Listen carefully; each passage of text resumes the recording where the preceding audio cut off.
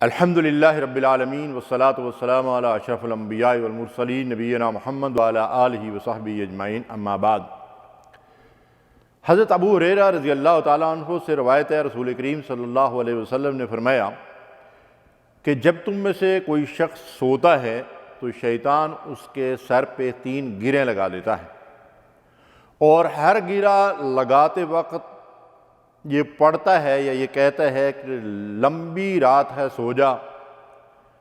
پھر اگر وہ جاگ کر اللہ کا ذکر کرتا ہے تو ایک گرہ کھل جاتی ہے، اگر وضو کرتا ہے تو دوسری گرہ کھل جاتی ہے، اور نماز پڑھے تو تیسری گرہ بھی کھل جاتی ہے، اور وہ دن بھر خوش دل اور چست و چالاک ہوتا ہے۔ اگر وہ ایسا نہ کرے، یعنی وہ فجر کے وقت نماز کے لیے نہ اٹھے، وضو نہ کرے، اللہ کا ذکر نہ کرے، نماز نہ پڑھے، تو پھر نبی صلی اللہ علیہ وسلم نے فرمایا کہ بد دل اور سست رہتا ہے پورا دن۔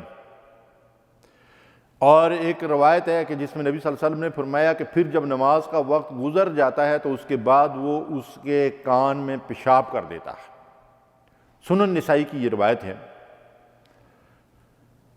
ناظرین کرام، ذرا غور کیجئے اس بات پہ، شیطان جو ہمارا ازلی اور ابدی دشمن ہے، وہ ہمارے اوپر کس وجہ سے تسلط حاصل کر لیتا ہے، کیسے ہمارے اوپر غلبہ حاصل کر لیتا ہے؟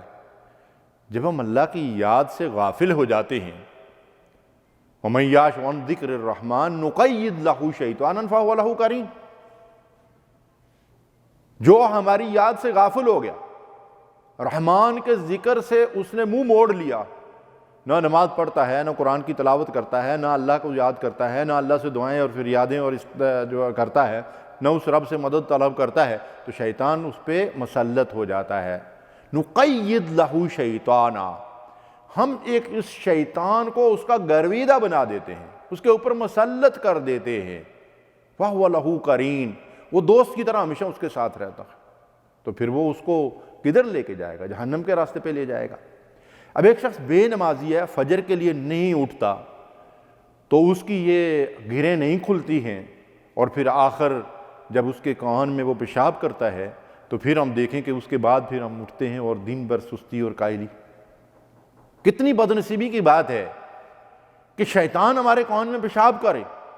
اب اگر اس کی کوئی عقلی توجیہ کریں تو ہماری سمجھ میں نہیں آئے گی، لیکن اللہ کے رسول صلی اللہ علیہ وسلم کا فرمان ہے، تو ہمارا اس پہ ایمان اور یقین ہے کہ بالکل ایسا ہی ہوتا ہے۔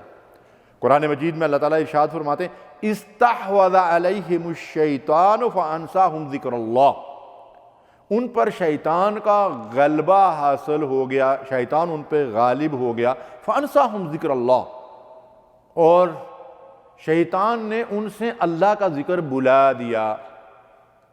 اللہ تعالیٰ ہمیں حکم دیتے ہیں وَلَا تَكُونُوا كَالَّذِينَ نَسُوا اللَّهَ فَأَنسَاهُمْ أَنفُسَهُمْ أُولَٰئِكَ هُمُ الْفَاسِقُونَ۔ ان لوگوں کی طرح مت ہو جانا جو اللہ کو بھول گئے تھے، جنہوں نے اللہ کو یاد کرنا چھوڑ دیا، اس کے نتیجے میں وہ اپنے آپ کو بھول گئے۔ اپنے آپ کو بھولنے کا کیا مطلب ہے؟ میں انسان ہوں، میں مسلمان ہوں، اللہ نے مجھے اشرف المخلوقات بنایا ہے، اللہ نے مجھے اسلام کی نعمت دی ہے، اللہ نے مجھے خیر امت بنایا ہے، میں اپنی اس حیثیت کو اور اپنے مقصد زندگی کو جو ہے وہ اگر بھول گیا ہوں تو گویا کہ میں اپنے آپ کو بھول گیا ہوں۔ اور یہ کب ہوتا ہے؟ جب انسان کے اوپر شیطان کا تسلط ہو جاتا ہے۔ پھر اللہ فرماتا ہے اولئک حزب الشیطان، یہ جن پہ شیطان غالب ہو جاتا ہے، یہ کون لوگ ہیں؟ شیطان کی پارٹی۔ آج ہم پارٹیوں کے نام بہت لیتے ہیں نا، تو یہ سوچئے، غور کیجئے کہ کس کو شیطان کی پارٹی کہا گیا، حزب الشیطان کہا گیا۔ جس کے اوپر شیطان کا تسلط ہو گیا اس کو حزب الشیطان کہا گیا۔ الا ان حزب الشیطان هم الخاسرون، اور خسارے میں کون ہے، گھاٹے میں کون ہے، تباہ و برباد کون لوگ ہوں گے؟ جو شیطان کی پارٹی والے ہیں۔ تو مجھے اور آپ کو خواتین و حضرات یہ فیصلہ کرنا ہے اور یہ سوچنا ہے کہ ہم حزب اللہ ہیں یا حزب الشیطان ہیں۔ اگر ہم اللہ کی یاد سے غافل ہیں، قرآن سے دور ہیں، دین سے دور ہیں، بے نمازی ہیں، تو اس کا مطلب یہ ہے کہ ہم حزب الشیطان ہیں۔ اور اس شیطان نے تو بدبخت نے قسم کھا رکھی ہے کہ لَأَقْعُدَنَّهُ لَهُمْ صِرَاطَكَ الْمُسْتَقِيمِ، میں اس صراط مستقیم پہ خم ٹھوک کر بیٹھ جاؤں گا جو جنت کی طرف جانے کا راستہ ہے۔ استغفر اللہ، لا حول ولا قوت الا باللہ۔ کبھی ہم نے سوچا ہے صراط مستقیم جس کے لیے ہم روزانہ اللہ سے دعائیں کرتے ہیں، اگر نماز پڑھتے ہیں تو اللہ سے دعائیں کرتے ہیں، فاتحہ پڑھیں گے تو اللہ سے دعائیں کریں گے نا، اہدنا الصراط المستقیم، اور پھر اس صراط مستقیم پہ شیطان خم ٹھوک کر بیٹھا ہوا ہے، ہمارا راستہ روکنے کی کوشش کر رہا ہے، دائیں سے بھی حملہ کرتا ہے، بائیں سے بھی کرتا ہے، سامنے سے بھی کرتا ہے، پیچھے سے بھی کرتا ہے۔ اس کے حملوں سے بچنے کا راستہ اور طریقہ کیا ہے؟ وہ پناہ گاہ کون سی ہے جس کے ذریعے سے ہم شیطان کے تسلط سے بچ سکتے ہیں؟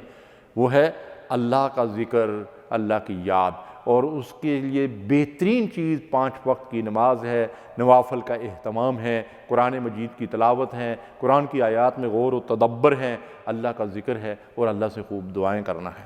اللہ مجھے اور آپ کو اس کی توفیق دے۔ وآخر دعوانا ان الحمد للہ رب العالمین۔